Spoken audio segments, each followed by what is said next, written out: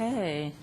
Okay, good evening, everyone. It's about 7 o'clock, so I'm going to call the September 26th meeting of the Planning Commission to order. Welcome. Thank you for coming. We will start with roll call. Commissioner Sayoc. Here. Commissioner Bourgeois. Here. Commissioner Smith. Here. Commissioner O'Donnell. Here. Vice Chair Erickson. Here. And Chair Jensen. Here. And Commissioner Talasfor has an excused absence. And Commissioner Erickson, will you lead us in the Pledge of Allegiance? I pledge allegiance to the flag of the United States of America and to the republic for which it stands, one nation under God, indivisible, with liberty and justice for all.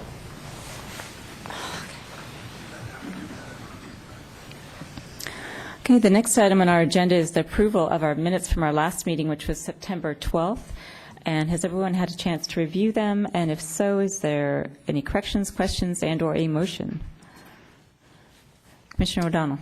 I'll move the adoption of the minutes. Is there a second? Commissioner Erickson, all in favor? Aye. Aye. Opposed? Okay, so the minutes are approved. Thank you. The next item is written communications. We do have one that is regarding item number 1, which is a modification to condition number 5, which has to do with the address. Is that right? It's correcting the address? Correct. It's just providing additional clarification within the structure of that condition. Okay, and Commissioners, item number 1 is on our consent calendar, so if you want to take a second to make sure that that's okay with you.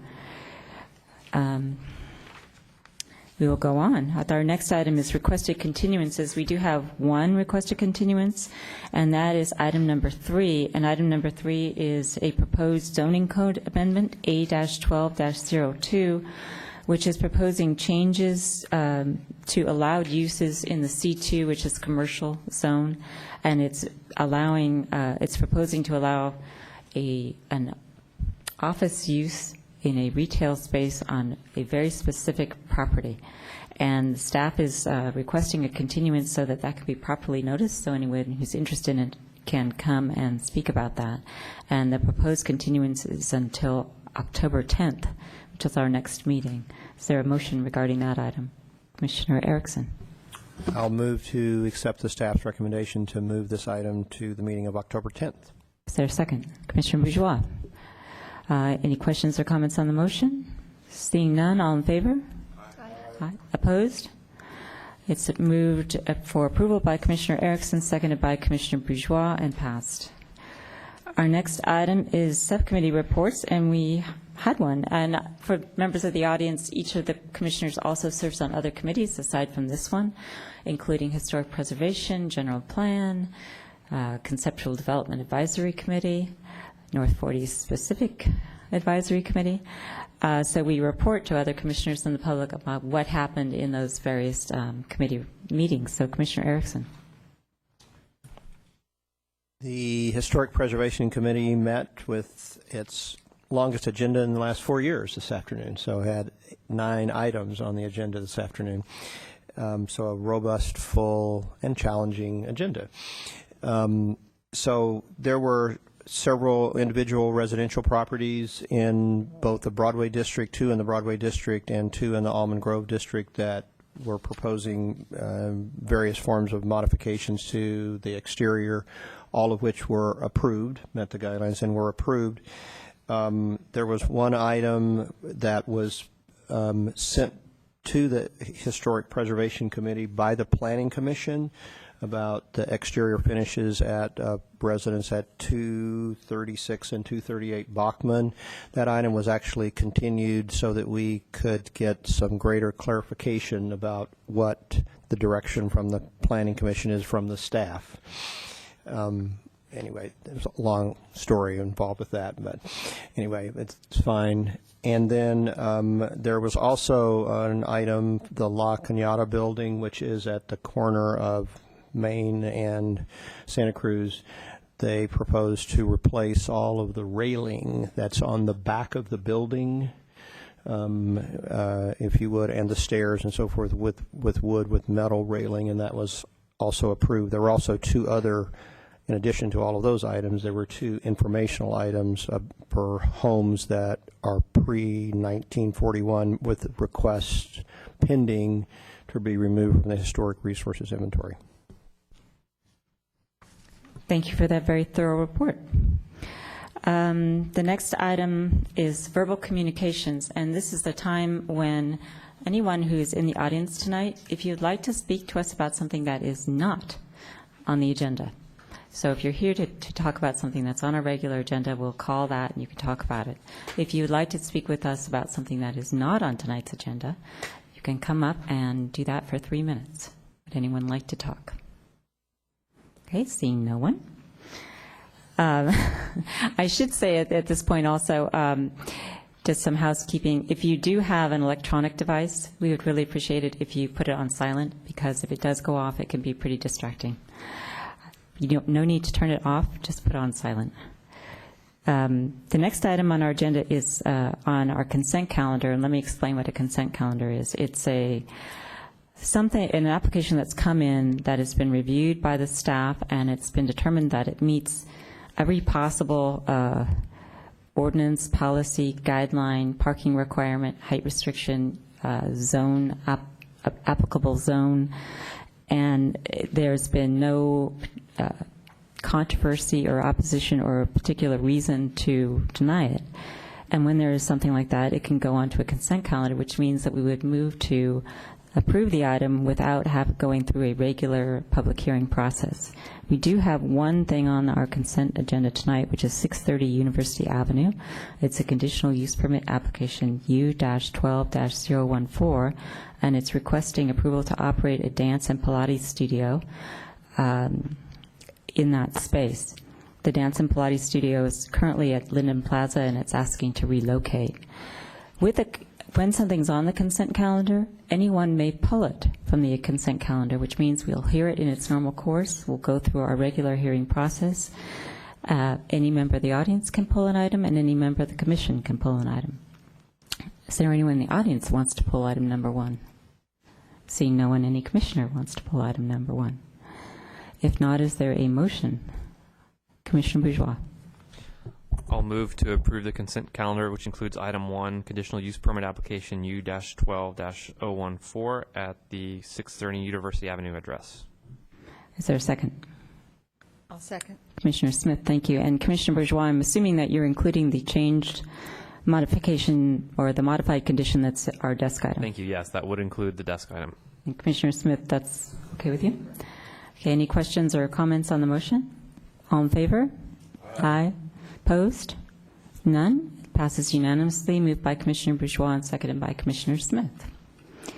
So we'll move on to our first regular hearing, and let me just give you a short idea of how these go. We will hear a presentation if there's anything to be added to our staff report. All of us have staff reports and all of us visit properties prior to coming to the meeting. So if there's anything to be highlighted or added to, our staff person will give us that information. Commissioners then have the opportunity to ask questions of staff if there's something they want to have clarified. Once that's done, then we'll call the applicant forward, and if the applicant has, I'm going to say an entourage or a team, that team has 5 minutes cumulatively among them to address us on the application. Once that's and commissioners may ask questions of the one person or any member of the team. After that, anyone else in the audience that wants to talk about that particular item will call up, and you'll have 3 minutes. And again, you may be asked questions. Once that's completed, the applicant can come forward or not, depending on what they've heard and whether they want to come forward again to clarify or rebut anything they've heard or add to anything they've heard. Then we'll close the public portion of the meeting, and the commission will have a discussion and then make a motion and vote on it. So with that, we have item number 2, which is 268, used to actually be 267 Jared Lane, which is an architecture and site application S-12-041, and it's requesting approval to modify an architecture and site application that's already been approved. I don't have any cards in the benches.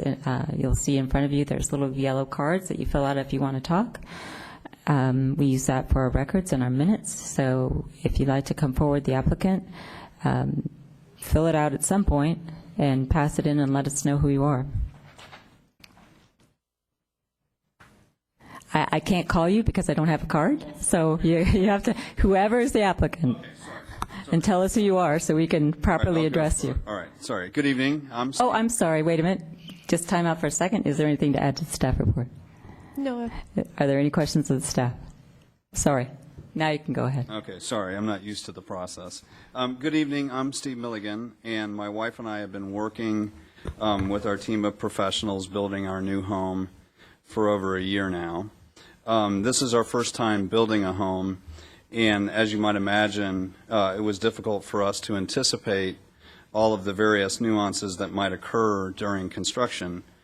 As we have progressed in our project, we have discovered a couple of changes we would like to make to our home before it is ready for us to move in. As with the original design that you approved in the spring of 2011, we have asked the architect and his team to do the following. 1, comply with the hillside standards and guidelines. 2, retain the natural beauty and topography of the property.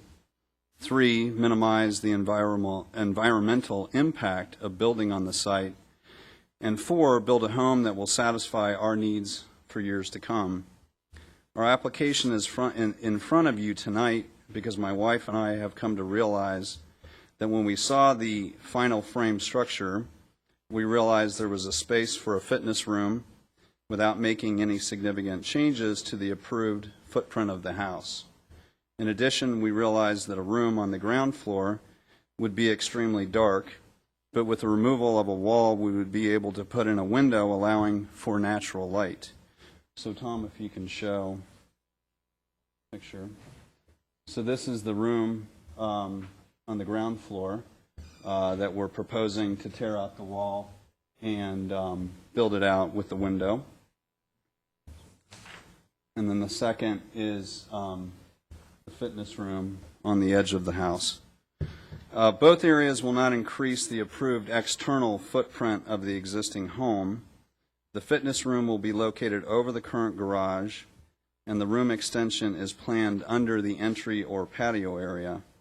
The window for the home will go into an existing wall. The current house has an approved floor plan of 4,421 square feet, and with the proposed additions, the floor plan will become 4,760 square feet. The allowable floor plan is 6,400 square feet. The addition matches the architectural style and detailing of the home that was approved last year. We request that you approve these changes, bearing in mind that they continue to adhere to the overall goals outlined earlier. In case you have questions related to our request, the architect, builder, and landscape architect on the project are all here tonight. So thank you. Thank you, sir. Questions for Mr. Milligan or the landscape architect or builder? I don't see any. Thank you. Anyone else who wants to speak to us about 268 Jared Lane? Now is your opportunity. Okay, I don't see anyone. Mr. Milligan, you want to come up and rebut what you just said? Okay. I'm going to close the public portion of the hearing then, and I will look to commissioners for questions of staff and or a motion.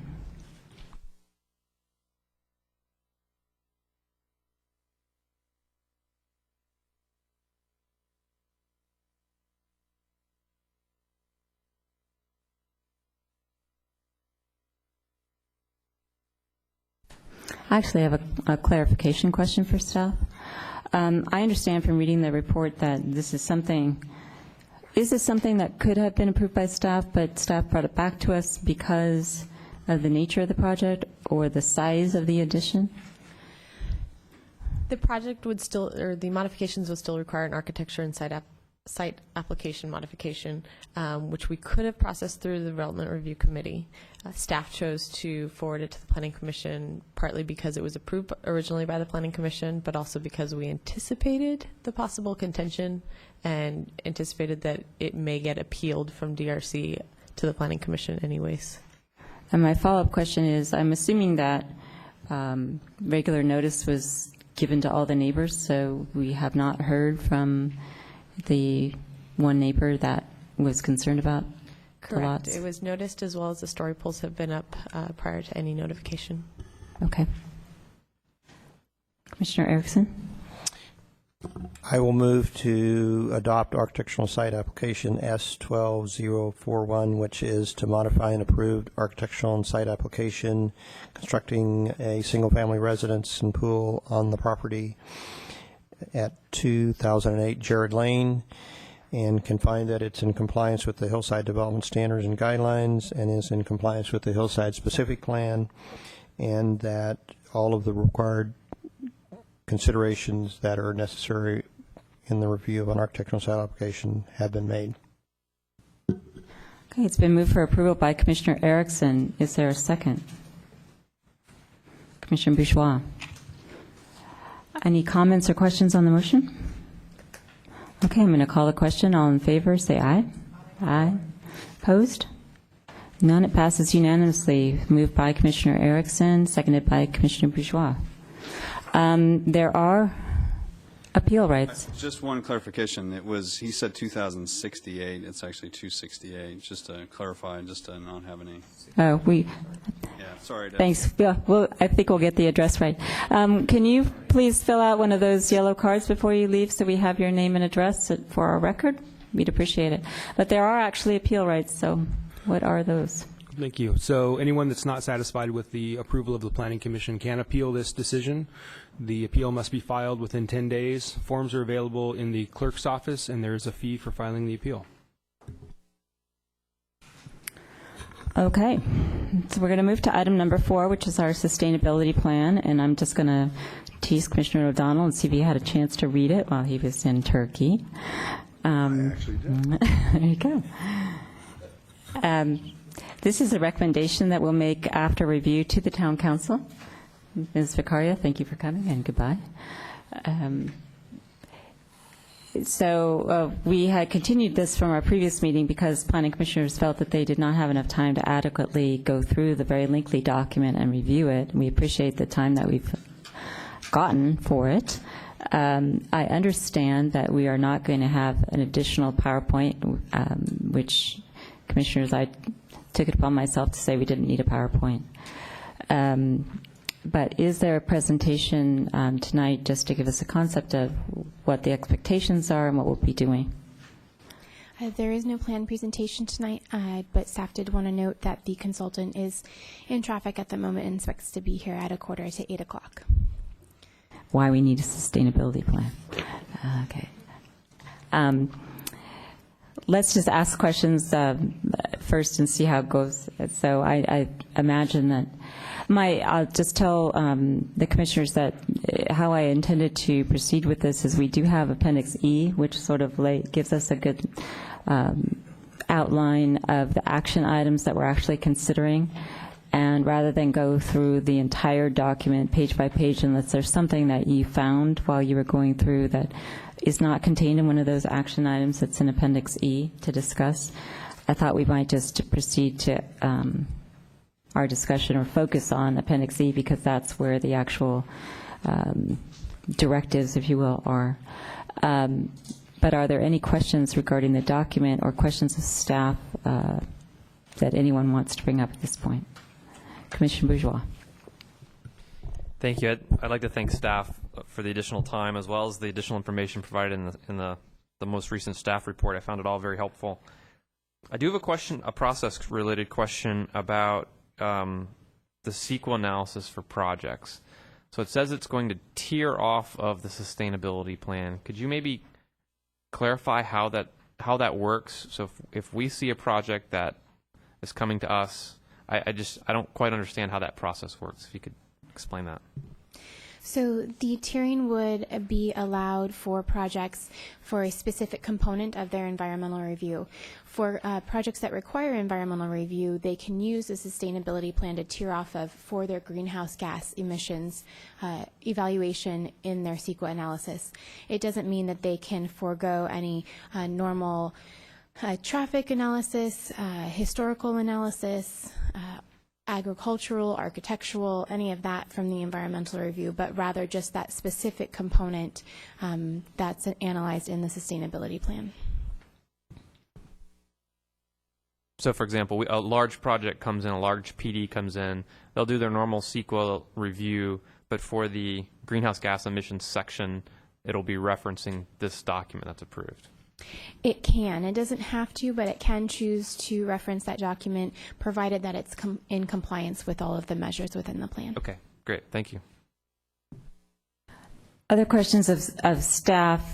Because I see a lot of people in the audience, but I don't have cards. I want to give an opportunity if somebody wants to speak. So, Commissioner Sayoc. Just to follow that question, with the, I don't know if this is specific to our consultant, but when the formulas were created and inputted into our modeling, when we analyzed future impacts, specifically with the North 40, do you happen to know what numbers they were working from? And let me give you the reason why I'm asking. Since that's going to be such a significant project for us, I'm afraid that if they're able to tier off from this, I just want to make sure that the data they actually used to estimate their GHGs were similar to what we are currently looking at now. It used the numbers that were analyzed in the general plan EIR. Okay, so it did take the highest ceiling that we had looked at in the general plan, and so our assumption then is that the numbers have gone down, and so the GHGs would go down as well. Correct. Okay, thank you. Okay. Any other technical questions for staff right now? I just want to address those of you that are in the audience. Would be the time that I'd give you the opportunity to speak. You're certainly welcome to if you'd like to. If not, we're just going to proceed to substantive comments about the plan. So I see no movement. Commissioners, any substantive comments that you have regarding the plan? And if we want to go to, I don't want to be autocratic about how we do this, but I thought it might make sense to just look at Appendix E and try to take the sections. We have a transportation and land use section with different implementation measures that are proposed in there, and it goes on to open space, solid waste management, energy, green building. So I would propose taking categories, if that makes sense. Commissioner Bourgeois. I think that's a good approach, but before we go there, I actually have a couple questions about the council and community input and some of those changes, so those would not necessarily be reflected in that process. If I could, good. Okay. So I really appreciated the list of the changes that have been made. That was very helpful. But I had questions about several of them. I think one of the main ones, and I'm going to get to this when we start talking about water and wastewater, when we get to that section as well, is the measure that was deleted promoting the use of reclaimed water. I'm just wondering what the rationale or thinking was behind deleting that.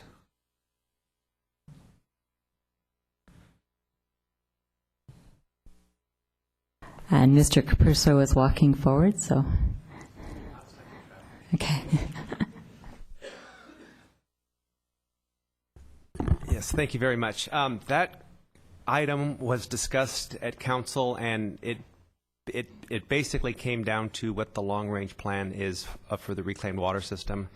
And we know from our work with both Santa Clara Valley Water and San Jose Water and the whole reclaimed effort that the real time that the real timeline for construction for potentially bringing that wastewater line out to the West Valley areas is at least 20 years off, if not longer. And so council, after much discussion, felt that it probably doesn't belong in this plan at this point, because this is something that we would likely revisit within that time frame. So there was no real hope of implementation within that time frame. Great, thanks. That clarifies it. I have a couple other questions about some of the deletions. Let's see.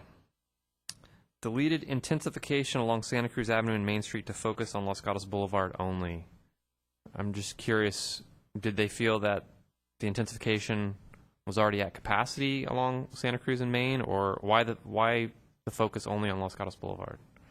It was for what you said.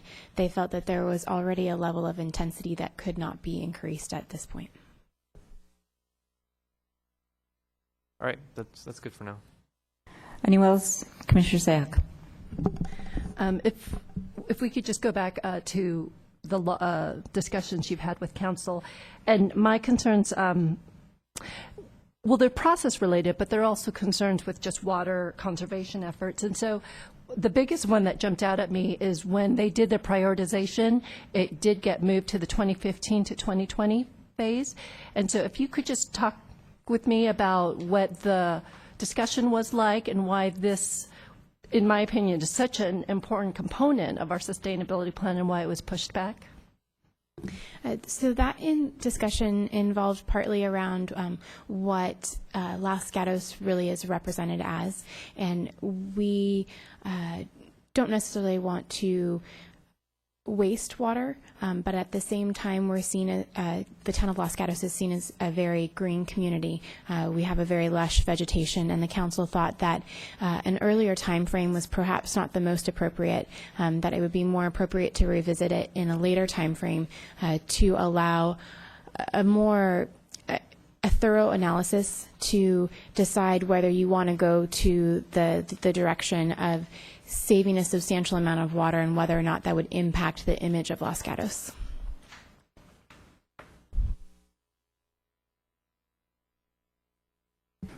Other questions?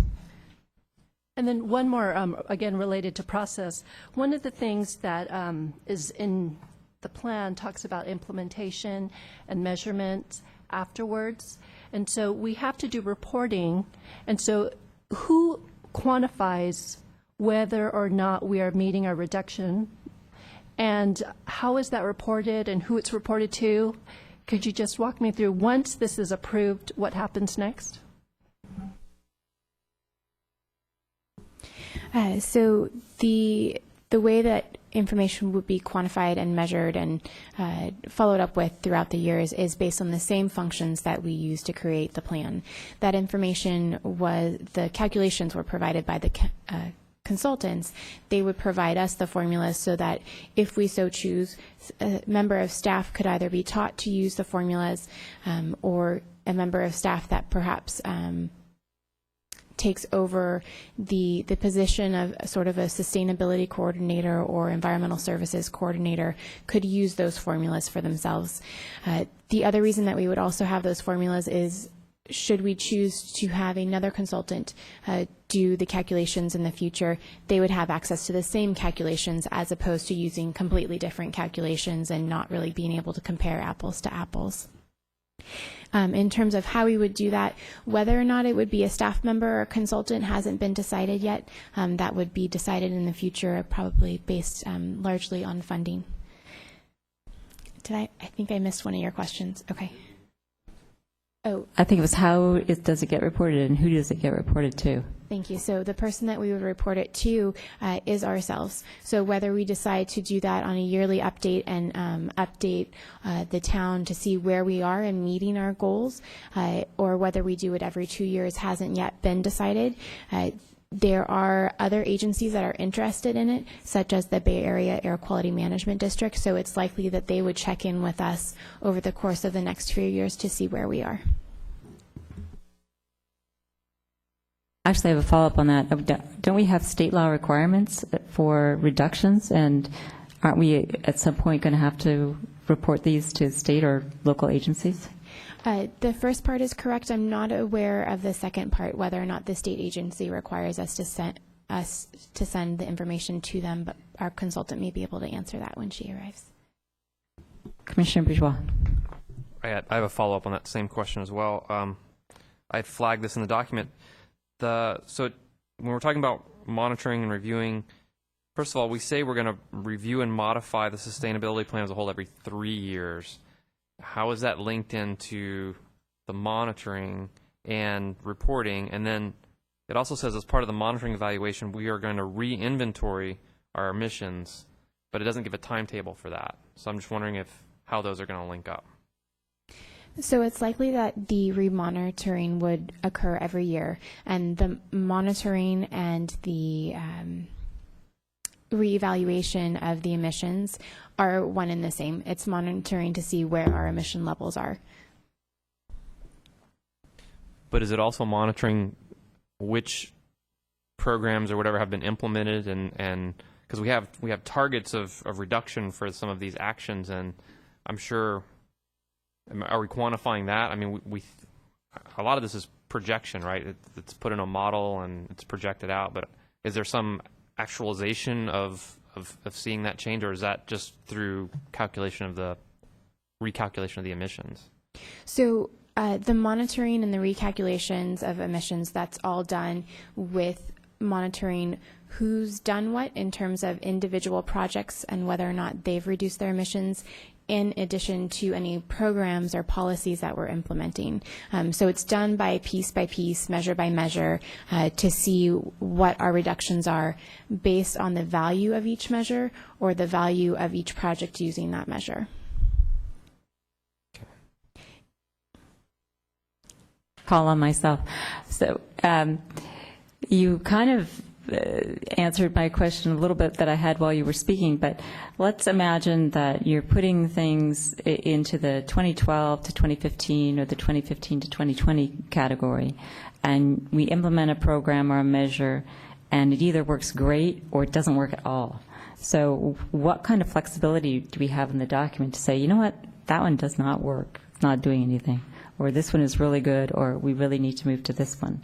You know, how much flexibility is built into the document, and does the monitoring affect how you proceed as you go forward? I don't have the exact numbers, but if you read through the report, above and beyond the state and federal regulations that the town will have to comply with that affect greenhouse gas emissions, the town has to do additional reductions of about 4,000 something carbon dioxide equivalent. And at this point, the plan approximates that we would do just over 9,000 carbon dioxide equivalents. So it definitely provides some flexibility. Should there be a program that is discovered that does not fit with the town or cannot be implemented, there is some flexibility built in within the plan that would still allow us to meet that target. Other questions? Commissioner Bourgeois. Sorry, I have another this is my big picture process question. This is kind of like the thing that was, gnawing at me as I was reading this whole thing is, you just mentioned we're not sure if it's going to be a consultant or staff time or whatever to handle this. Given the fact that we're already short-staffed, we already know what the budget's like. I mean, and there's a lot of work here to be done. How's it going to get done, and are we developing a work plan to, 2012 to 2015 is a big time period. I mean, how are we prioritizing within that zone? I have some comments about whether something should be 2012 or 2015, but even within that, what's the next step to develop a work plan? How much of this is feasible or reasonable? Part of the analysis that we had the consultant do was to analyze what funding is out there. As the intent and the value to do sustainability measures specifically towards greenhouse gas emission reductions, more and more funding is becoming available through grants and other funding sources. So there's the potential to implement a lot of these measures through funding sources. For those that can't be implemented through funding sources, there's the possibility that through other funding sources that the town may come into resources. And I'm sorry, that actually doesn't sound very eloquent, but there may be other opportunities, not just through grants, but perhaps through partnerships with other agencies that have funding available, that we'd be able to implement some of those measures. In terms of implementing the plan itself, the plan does call to have for some staff member to oversee the implementation. The staff member for that position or additional responsibility has not yet been chosen. So there's still some details and flexibility in that sense. And so when that person's chosen, then there'll be a work plan developed for that 2012 to 2015 time period, and then prioritization will occur within that group of projects, and then will that just be approved at the staff level, or does that come back to any sort of deciding body, or is that just staff decision at that point? It's highly unlikely that it would be all staff decision, especially considering that some of the measures include policies and programs that would have to come back to Planning Commission and Town Council, if not other committees as well. So there's portions that would involve staff, those portions looking at specific projects and seeing whether or not they comply with the sustainability plan measures that are applicable to them. And then there's those higher policy and program measures that would involve deciding bodies and committees. Commissioner Zak, you had your hand up. I guess this, just a context to this, this is a very important issue to me. And so a lot of these questions, it's because I just want to ensure that this document that's very lengthy and has great information just doesn't become an obsolete document that sits by the wayside once it's approved. And so I think, similar to Commissioner Bourgeois, I'm trying to think how to best make it an effective document and how to tie it into the existing documents that we're already working from. And so a lot of things were just discussed about the measures and how it's being implementation, how it's being calculated. And so, you know, I know it's not in there, and I know there's a recommendation for a sustainability coordinator, but you know, and somehow when the comments come back to council, it seems like there needs to be a process to work this through so that, similar to our CIP, when it comes on an annual basis, there is a deciding body that looks to make sure that the projects listed for those years follows and is consistent with the general plan. I'd like to see something along those lines so that every year as we start analyzing the work plan and looking at which measures are going to be implemented, which ones have been prioritized, that there is at least one body that's interested in this that can look and see that it does fulfill the sustainability plan that as we have here. So that's one recommendation. And I know that there's a lot of information here, a lot of measures, and we're lacking in resources. And so one of the things that I would hope that we can do tonight through the chair is just start prioritizing within the 2012 to 2015 measures. And again, I do have some issues on the ones that are placed in the 2015 to 20. Do we have any weight in recommending to the council which ones get put higher on the list when a work plan is developed? And so if we are able to do that today, I think that's great.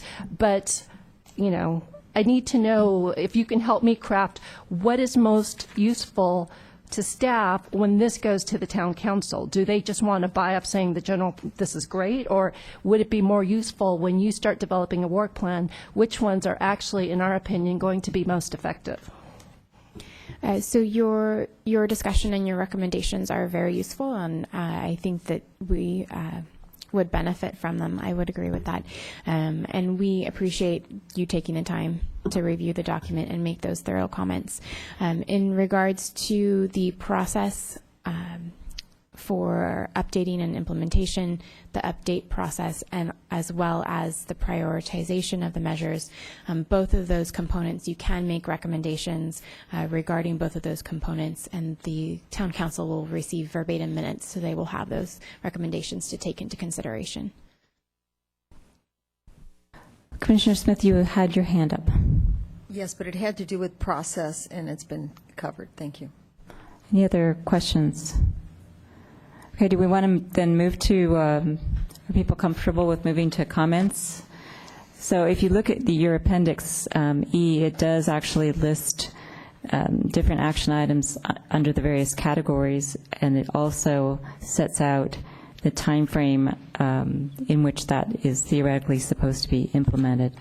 So what I would do is ask people for any comments or changes to priorities or anything that they might have with respect to the implementation measures for transportation and land use. And that's basically found on the first page and the second half page of Appendix E. So are there any comments or questions regarding any of those implementation measures? I don't see any.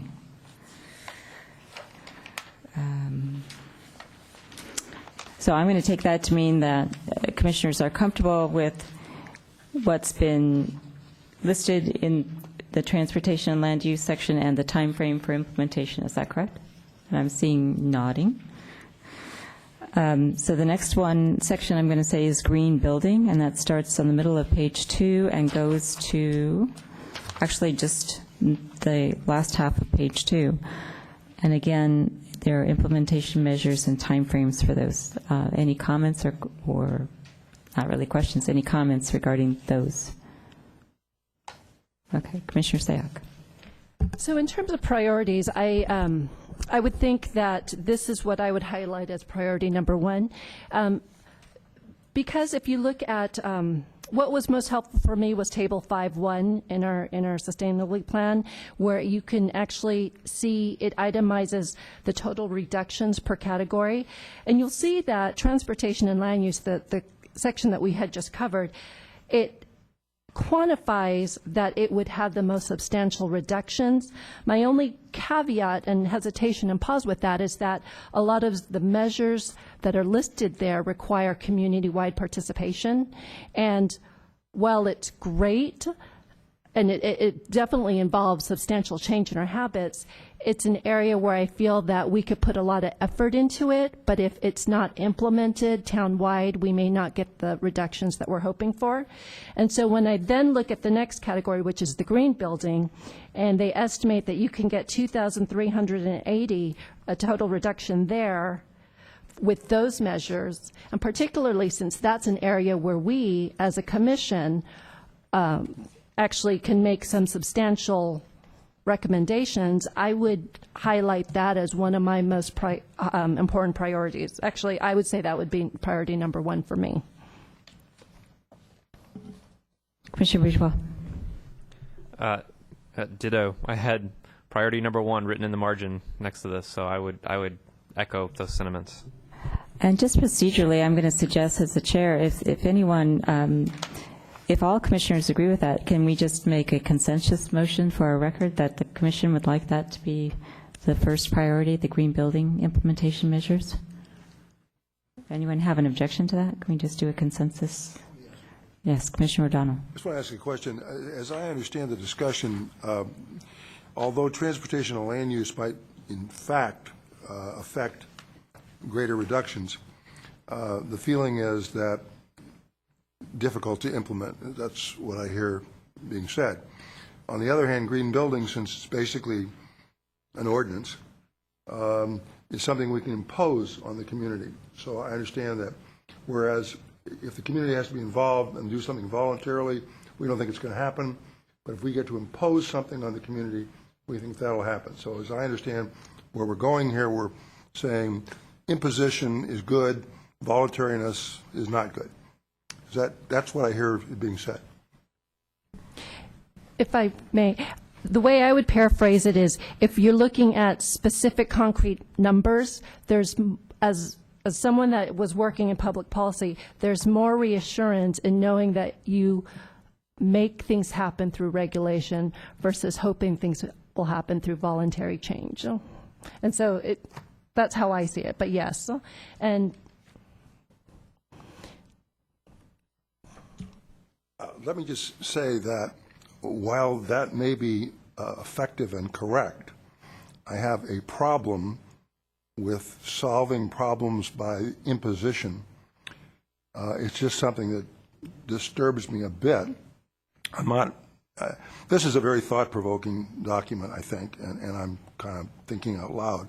So I'm not quarreling with that, but I am saying it disturbs me somewhat when we say to the community, we get a lot more bang for the buck if you guys would all cooperate, but we don't think you will. Therefore, when you come in, we'll have some good regulations for you, and you will comply. So stated that way, philosophically, it's disappointing, but it may be accurate. So I just throw that out for the purposes of showing my malaise with that. Point taken. And so then the question is, can we agree that understanding what people's philosophical differences may be, can we agree as a Planning Commission that we can recommend that the green building measures be our first priority in our recommendation to the council? If we can't, that's fine, but I just wonder if we can. Commissioner Erickson.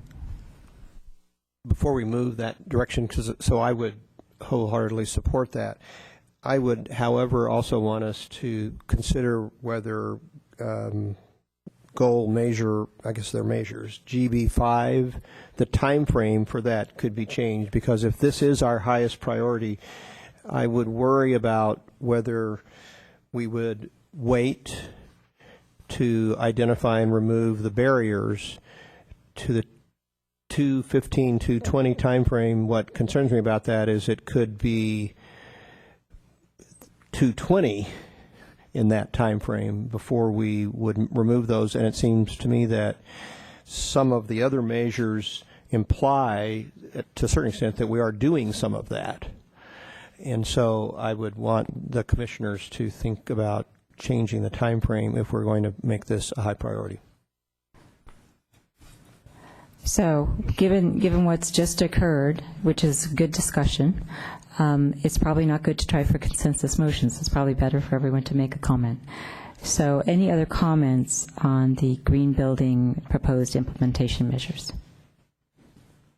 Okay, seeing none. So everybody's comments are obviously going to be incorporated for the record, and so the town council can take a look at them. So if there's nothing else, I'm going to move on to renewable energy and low carbon fuels. And that is most of page 3. And again, you see the time frames that are proposed and the priorities that are associated. Any comments on those implementation measures, renewable energy and low carbon fuels? Commissioner Bourgeois.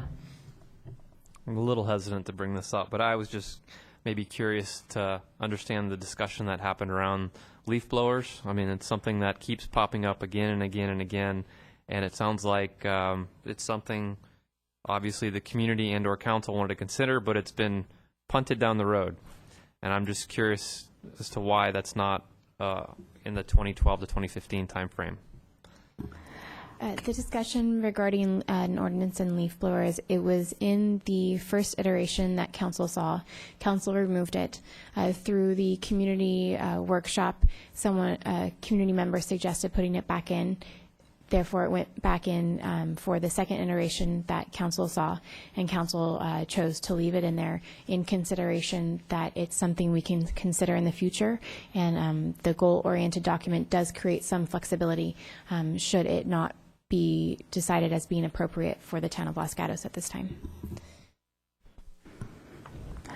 Other comments on the renewable energy and low carbon fuel measures? Commissioner Sayak. This is just a very minor detail, but I don't know much about leaf blowers. Is there, but it's always specific to two-stroke engine leaf blowers. Are there many types, or is that pretty much it?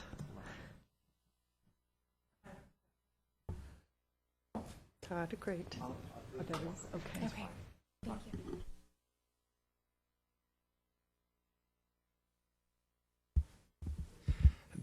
Yes, there are several types. I'm not maybe as familiar with all the gasoline types, but there's at least 2 gasoline types that I'm familiar with, and there's also the electric type. And so it is true, to answer maybe both of the comments and concerns that have come up, that from a greenhouse gas perspective, there's certainly reasons to take a look at it. This may come up sooner rather than later because of the noise issue. So it's really to address this as the two-stroke gasoline engine issue. That really hits the issue in terms of the GHG with the oily black smoke that people are all typically when you complain about leaf blowers from the emissions perspective, that's what it is. But so many of the other concerns about leaf blowers are often tied to noise, and noise does not confine itself to the two-stroke gasoline. There's noise from the electric ones as well. So I think we will possibly revisit this issue sooner than 2015, but it may be for reasons other than what's in the sustainability plan. Thank you, Mr. Capurso. Any other comments regarding the renewable energy implementation measures? Okay, seeing none, we'll go to energy conservation, which is the last item on page 3 and goes all the way through to the first quarter of page 5. Any comments on those? Okay, seeing none. And I should note that our consultant is here, so if there's questions, thank you for coming. Sorry about the traffic. And we'll go to water and wastewater. Those measures, we did have comments and questions about those earlier, but if there are any other comments on those measures, now's the time. Commissioner Sayak.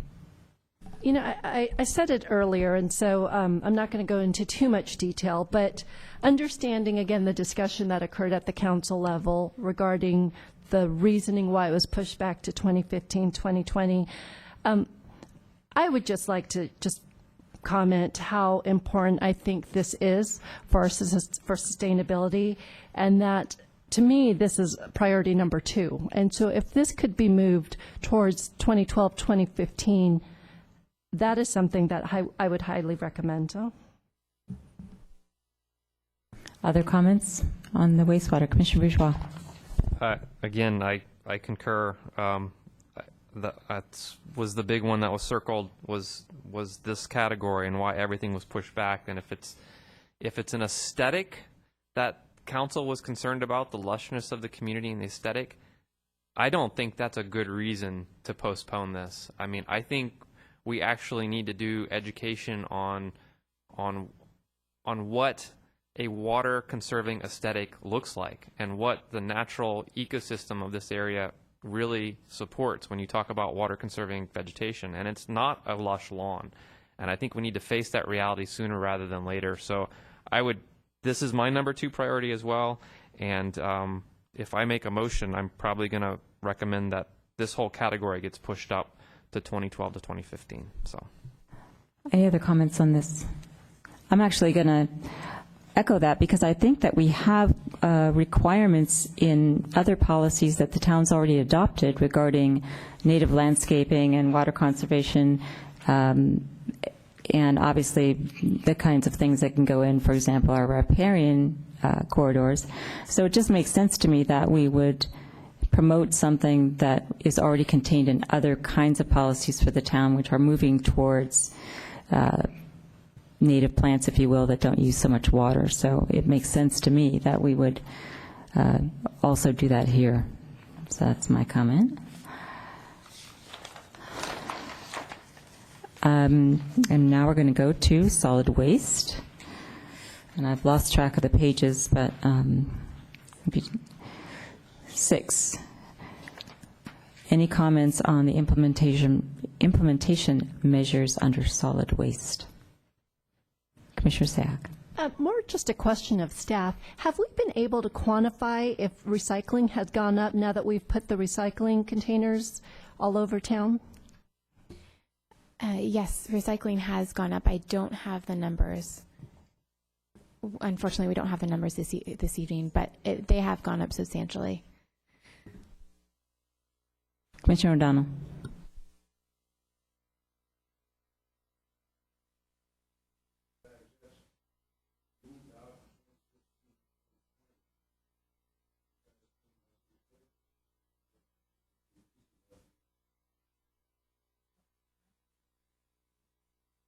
It seems like it's something we could do, as opposed to some of these things are hopeful.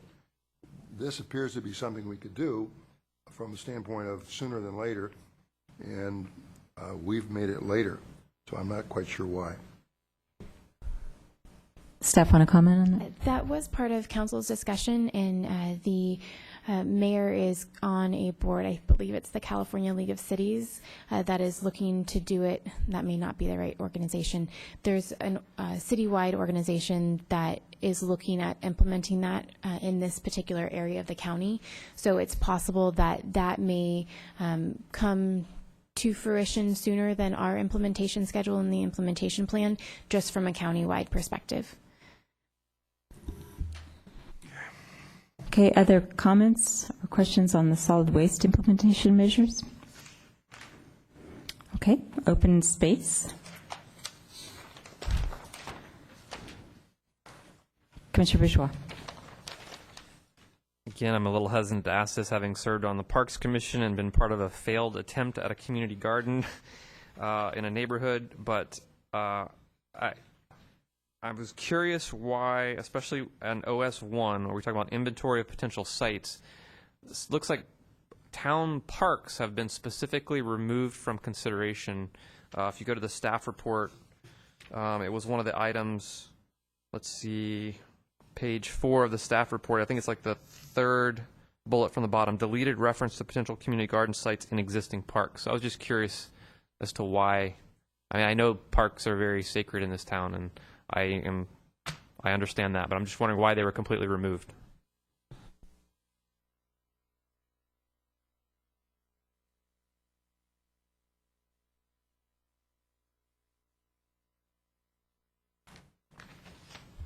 Well, I think you answered your own question. It was certainly, I recall some discussion around some of the other efforts that we've discussed in what you might call changes to existing parks, and the efforts that we're undertaking now to memorialize all of our existing parks inventory with the master plans that you've no doubt seen come before you. And to date, as we've gone out to individual neighborhoods, we have not found that any neighborhood has expressed an interest in taking up existing parkland to use that as a community garden space. I don't really have a great answer other than it's just not come up, and it seems like we have probably other opportunities where there'd be probably less opposition, because I do suspect that if we were to go into an existing park and consider the removal of other park amenities, that we would have a whole neighborhood issue that we'd have to contend with. Okay, thank you. Thank you, Mr. Capurso. Any other comments or questions on the open space measures? Commissioner Sayak.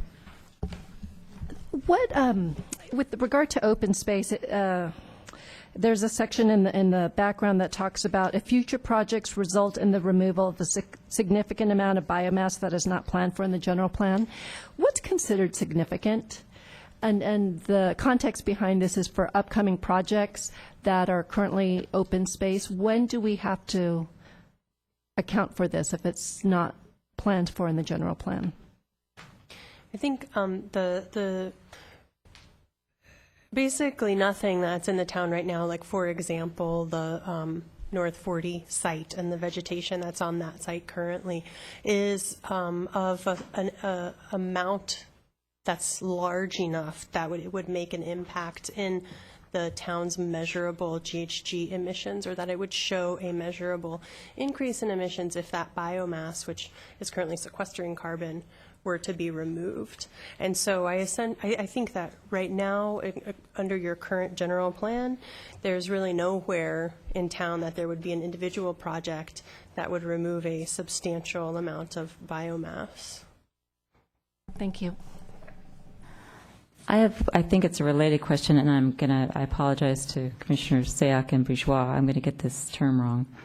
There was a policy comment about creating heat somethings? Heat islands, yes, thank you. And so I was imagining, say, the North 40 that you're talking about now. You take an orchard, and now you build on it. So I would imagine that you create a heat island. So what would the specific plan we're developing for the North 40, how would that have to be manipulated to not create that kind of thing? How would we get open space so that we would fit with this sustainability plan? How are they going to, would they potentially interrelate would be my question. You may not have an answer to that, but it just strikes me that you take an orchard and you develop on it, you have a heat island. Sure. Or you lose biomass. So how does that all relate to each other when we do these policies? I was just looking to see if I could find the measure that references heat island specifically. The concept of a heat island doesn't only have to do with the change from vegetated ground cover to hard surfaces like paving, but what it really has to do with is the color. And it's about especially black parking lots, black rooftops absorb more heat and then reflect that heat back, and that's what creates the heat island. And so the concepts behind heat island mitigation are to use lighter colored paving and roofing materials so that the sunlight that happens during the day isn't absorbed and then reflected back outside of daylight hours. So that would be the strategy for reducing heat island effect from development that takes the place of vegetated ground cover. Other comments or questions on the open space measures?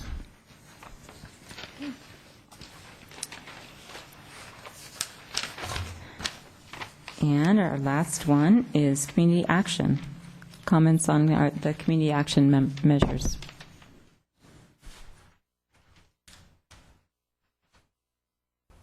Okay, I don't see anyone. So that brings us to the end of the implementation measures. Now I'll ask for any kind of more generalized comments or questions. Commissioner Bourgeois? Thanks. I would hate for Ms. Jensen to sit in traffic and not get to ask her a technical question. So I had a little trouble following the target and gap analysis. Could you maybe explain the purpose of that and what the gap is and how we meet that? I think it's section 4, like page 4.2. Sure, I'm happy to. I guess I would say as a disclaimer that part of the reason this section is in here and that it's worded the way that it is in anticipation of the Bay Area Air Quality Management District review. And this is the kind of quantification of the target and gap analysis is something that we expect that they do want to see in this plan. And I understand that it's not really something intuitive in the way that language about green building or community gardens is. So I understand your difficulty. So basically the concept here is that we want to find out how much Los Gatos needs to do to add to the reductions that will already occur because of state and federal measures if the town were to do nothing at all. There's different approaches to measuring this, and you can find climate action plans, which are similar to your sustainability plan, out there that account for local measures first, and they kind of show a larger attribution to local measures and then state and federal measures second. We believe in our methodology in our firm that it's more accurate to account for state and federal measures first and then show what additional gains could be made by local measures. And so the target, I'm not sure if you need additional explanation about both the target and the gap, or really mostly about the gap. So the gap then is the difference between what we estimate would be emitted in 2020 based only on state and federal changes to things like fuel standards or adding a smart grid in California, the way that energy is generated and transmitted statewide, things that the town has no control over. All those types of measures that are happening at the federal and the state level will contribute to measurable reductions in greenhouse gas emissions that are happening here within the borders of Los Gatos. And when we account for all of those, we concluded that in 2020, your emissions would be 328,620 metric tons of carbon dioxide equivalents. That is very close to the target, which is 15% below baseline of 324,390 metric tons. And so the gap there is only that difference of 4,230 metric tons. So from a I shouldn't even say that. I would not want to create the impression that you only need to do 4,220 metric tons, because again, the Air District and other reviewers will really look to the town to see, well, you know, we need some buffer in there. Maybe not all these measures will be as effective as we're hoping. Maybe they won't be as widely adopted. Maybe they won't work out the way that we are assuming they will in our modeling here. So you shouldn't just plan to barely scrape by with a minimum number of emissions reductions to close that gap. Thank you. You took it where my brain had took it to of you know, wow, are we really shooting this low? Right. But you missed an earlier discussion about monitoring, and so as these state and regional measures get, when we have our reevaluation, does the assessment of those feed back into a revised target and gap analysis, if some of them are more effective or less effective than we think? At this time, it's really the monitoring of climate action plans and I could say GHG emissions reduction strategies, which is kind of a more generic title for your sustainability plan and for other climate action plans, is really evolving, as you're probably aware. You know, for example, right now, the only future year that we have any target for at the state level is 2020. That year is rapidly approaching. There's no guidance right now to say what an appropriate target would be for the year 2030 or 2050, or what future year you should look at as you get closer to the year 2020. So at this time, there's not a monitoring mechanism in place. Certainly, it makes a logical sense that as you move forward, you would need to look again at how you're doing with your target, and you would probably want to look again, too, at what's going on at the federal and state level to see how they're making up for additional emissions reductions. But I think that the framework for monitoring and reporting your emissions is going to continue to evolve. And so one final follow-up, if I may. So the prioritization that occurred in the implementation schedule, was it done with this gap in mind, or was this just an analysis for CARB, and the prioritization was done for what is going to be most effective and what can we implement the fastest, or were we actually using this gap as a target? No, the gap is not a target. I would say it's maybe more of a benchmark. We want to make sure that at a minimum we close the gap. In the case of Los Gatos, that was not hard to do. The way that the measures and the reductions are modeled, it's more of a total. And so the implementation schedule is really more based on what seemed feasible for the town, the feedback that we got from town council and concerns about burdens on town staff and what's realistic for town staff to achieve in the next 3 years versus farther out, rather than in a relationship to trying to hit a certain target. Commissioner Sack. One of the other timeframes I know that that many cities are looking at is actually this year, the mayor's climate protection agreement that we had to reduce, I think, the 1990 levels, and do you know if any cities have reported out by 2012 as they said they were going to? That is a great question. I don't know. I'd be happy to look into it and get back to you. I can get something to Jennifer. Well, the next question is, because we signed on to it, are we supposed to report out, and have we? It's not a program that I am as familiar with as I am with other requirements associated with GHG emissions reduction program, and I believe it has a slightly different angle. I think, well, I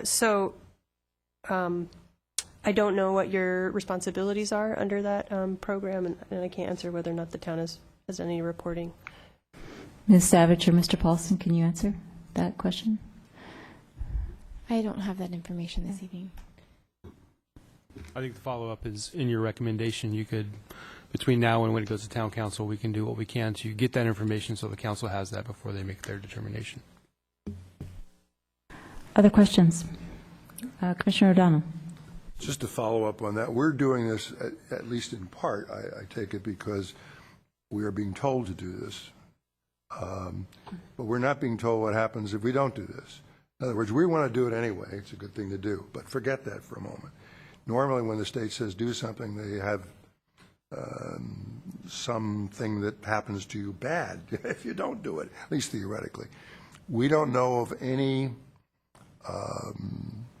problem if we don't do it this year, we don't do it next year, if we don't do it.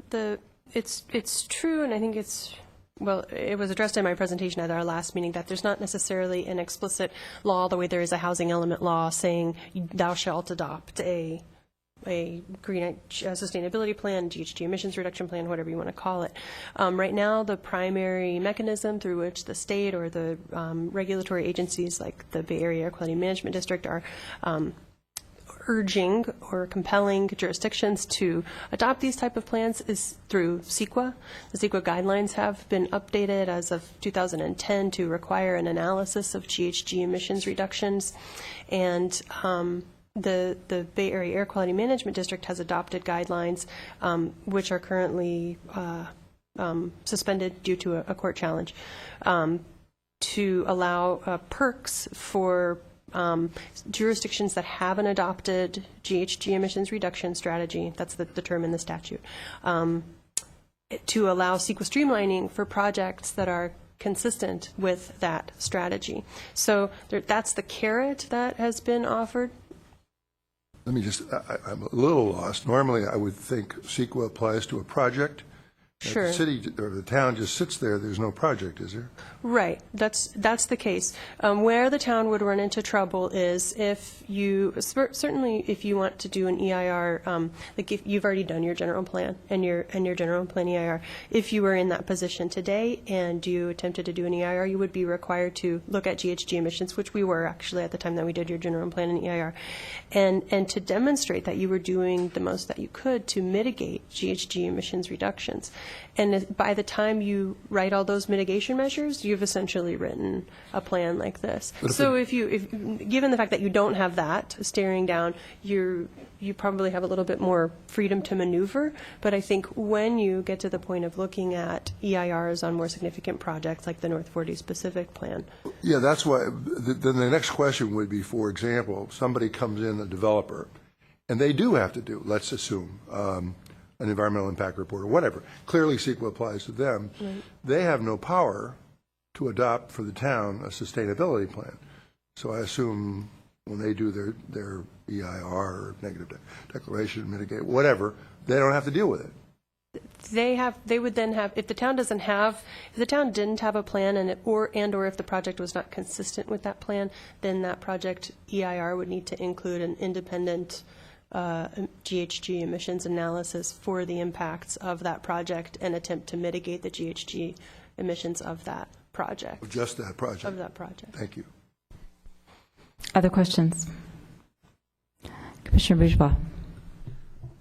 I don't know if this is for staff or for my fellow commissioners, and just hearing this discussion, it sounds like at least the way this commissioner is leaning, we're talking about bumping up the time frame of the implementation schedule for a handful of elements. Given respect to staff's capability of doing this in the next 2.5 years before 2015, we haven't recommended anything to be moved back to kind of compensate that workload, and that is just causing me some concern. So I don't know if there are items that staff or the consultants have some thoughts on that could be pushed back to the later time frame as kind of a trade-off, or if other commissioners have that same concern as I do or have ideas on that, how to handle that. I can just say from the consultant's perspective that I don't foresee any concerns about the modeling results or the achieving your target from changing the timeframes on these measures. So I do think there is some flexibility for the town to assign implementation schedules that work best and seem the most achievable for the town and the staff. Commissioner Erickson. this is a question for staff as a follow-up to Commissioner Bourgeois. I assume as part of the plan that one isn't at the point where one has determined whether there's staff capacity to do the plan as it's been presented. I assume one isn't at that place. So I guess, assuming, in a moment you can correct me if that's wrong, but assuming that were the case, I would be reluctant to push anything back because I wouldn't have any basis upon which to assume that the capacity of the staff couldn't do either what was in the plan or what we were proposing to put up. So I'd have to know what the staff capacity, some estimate of what the staff capacity is before I would be willing to push some things back. Commissioner O'Donnell, you had your hand up. Was your question answered? Or Well, what Commissioner Erickson said, I would just join that by, I guess, saying that ultimately the staff is going to have to tell the town, or bring to their attention at least, what they're capable of doing. And they're much more expert on that than we are. We're trying to be empathetic by saying, gee whiz, if we're asking you to do something ahead of schedule, maybe we ought to give you a balance. But I personally feel totally inadequate to that. But I know the staff would be adequate. So if we get to the point where we make recommendations as to order, which are different than presently, and that causes the staff some problem, I would assume the staff would respond at this level, I guess, to the town council by saying, fine, we can do the order, but we can't do everything at once, if, within the time frames, if that's the case. So I guess I'm saying I don't know that we have to worry about that. any other questions or comments? Commissioner Smith. I just want to make one comment, which speaks to all of it, I believe. I noticed that under communication action, there's training an existing town staff member to be the sustainability coordinator for the town. And it seems to me that given the comments that were just made about the burden on the town, that I don't know about appointing that coordinator in 2015 when implementation of certain items are supposed to take place in 2012 to 2015. I just wonder, I mean, that's like something, it seems to me we should have this person appointed, trained, ready to go, because this plan is going to be implemented. So you want to comment to that, Jennifer? I'm not sure. Yeah, so we can definitely take that into consideration to change the time frame on that particular position. But it should be noted that the quote-unquote position of the sustainability coordinator will not necessarily be encompassed in one staff position. It's possible that the responsibilities for implementation of the plan, the sustainability coordinator responsibilities, may be shared between staff so that staff can implement measures of the plan. Commissioner Erickson. Consistent with, I think, what the spirit of that, how much to ask this question, how much all of this will be accomplished by changing the way we do business as a town, if you would, rather than adding additional staff time? There are opportunities to change the way one does business with a consciousness, as opposed to saying, okay, and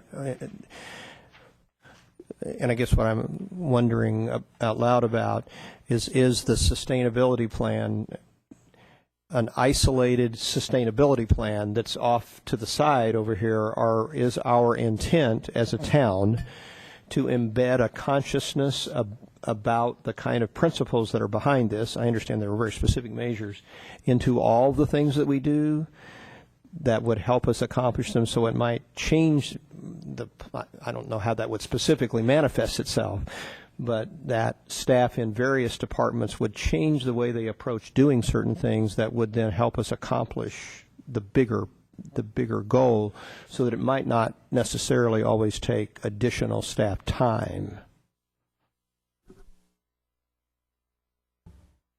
Let me just add a footnote to that, too. Consistent with what you just said, of course, there is a cost analysis, which is to say, were one to implement these things, whatever order, is there an added cost to the town, which I have to guess there might be, and if so, ballpark, what is it, and is the town able to do it? Now, I'm not asking for the answer today. Well, I guess what I'm saying is, before one adopts all this, should the town council know what the cost implications are, and if there are any, where the money is coming from? I don't know if staff or the consultant can answer either of those. If you'd like to give a try, Ms. Jansen. Sure. I obviously am not town staff, so I don't want to speak for town staff, but I think to Commissioner Erickson's point, certainly my hope would be that this, and my expectation based on having worked in the town for several years now, is that this is a continuation of a philosophy that has been gaining, I think, strength and currency in Los Gatos from the community and from town staff members and from elected and appointed officials. There are measures affecting many, many different aspects of development. I think they can be incorporated into the very robust development review process that you already have. And so in that way, I think many of them will not take extra time and will become kind of second nature as they are integrated into your existing procedures. In addition, there are obviously a set of measures that are specific to municipal operations, and I think that really demonstrates and will inculcate a sense of personal responsibility among town staff members for contributing to this community-wide goal of reducing GHGs and becoming more sustainable. So that would certainly be my expectation. In terms of the cost, obviously we do include what I would characterize in many cases as a qualitative cost-to-benefit analysis in the sustainability plan.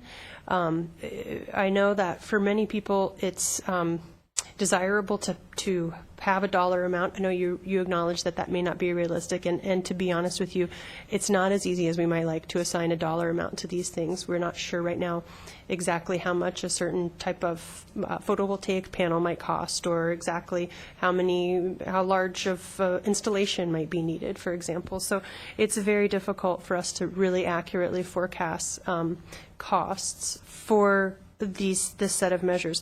I will say that overall, I think, as with many measures of this type, the hope would be that the cost savings in terms of energy conservation, water conservation, and similar efficiencies would, in the long run, outweigh any upfront costs of, for example, installing certain measures or adopting new procedures at the town level. Okay, I was going to move us towards a motion, hopefully, but if it's Well, let me important. just follow up, because this, in part, will be imposed upon people who want to build something in town, who file an application, and they obviously will pay more money to do whatever it is they're going to do. And to that extent, we don't know what the full implementation of this plan would mean for a person coming in saying, I want to build a home, or 6 homes, or a building. So we have no idea what that would cost, I take it. Secondly, we don't know to what extent the communities around us, there's no way to compare it. So I guess I'm just saying, whatever we do, we don't know what the applicants are going to pay for whatever we do, nor do we know how that will be for communities around us, insofar as people make choices as to where they live and where they build. So I think it's fair to say then that we seem dedicated, and maybe that's the way we should be, to doing good without knowing what the full ramifications of the costs of doing good is. So, thank you. Thank you, everybody, for really good questions, really good comments, and I know, hopefully, that they'll be taken into consideration. I'm hoping that I can actually ask one of our environmental experts to make a motion on this matter. Commissioner Bourgeois. I'll take a stab at it. First of all, I'd like to commend staff and the consultants. I thought the sustainability plan and the EIR amendment addendum, were very good. I don't really have any qualms with the content. So I'm going to forward a recommendation to Town Council for adoption of the sustainability plan and the EIR addendum with the following recommended changes. And so the only changes that I'm going to recommend in my motion are changes to the implementation schedule for the following measures. First would be GB5. That is the one that Commissioner Erickson noted that was out of sync with the rest of the green building section. Measure RE4, which is the leaf blowers. All of the measures in the water and wastewater section, that's WW1 through WW6. SW8, which is the plastic bag ban. And CA2, which is the training of a sustainability coordinator. I would recommend that all of those get moved up to the 2012 to 2015 timeframe.